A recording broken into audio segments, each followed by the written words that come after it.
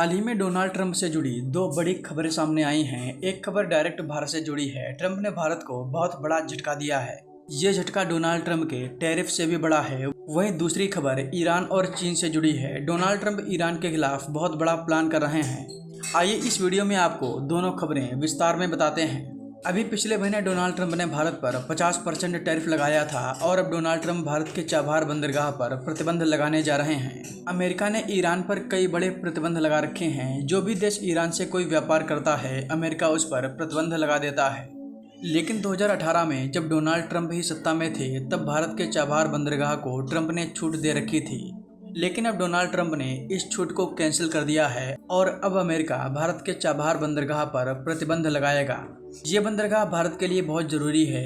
भारत इस बंदरगाह के जरिए मध्य एशिया, अफगानिस्तान और रूस से व्यापार करने की योजना बना रहा है, जिसे आप इस मैप में देख सकते हैं। आप इस मैप में ये भी देख सकते हैं कि भारत का जो पीओके है, जिस पर पाकिस्तान का कब्जा है, अगर वो भारत को मिल जाए तो भारत को चाबहार बंदरगाह की कोई ज़रूरत ही नहीं होगी।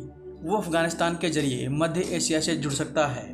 लेकिन पीओके पाकिस्तान के पास है, इसलिए भारत ने ईरान में यह बंदरगाह बनाया था।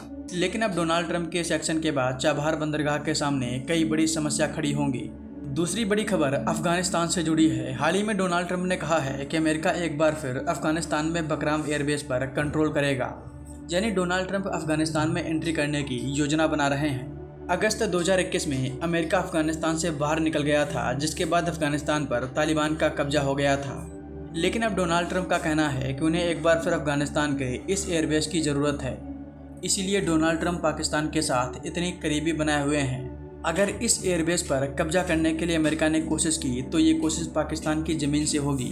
डोनाल्ड ट्रंप सरकार बकराम एयरबेस को इसलिए चाहती है क्योंकि यहाँ से चीन के परमाणु ठिकाने बहुत नज़दीक हैं। इसके अलावा जब अमेरिका ईरान पर हमला करेगा तब इस एयरबेस का इस्तेमाल किया जा सकता है।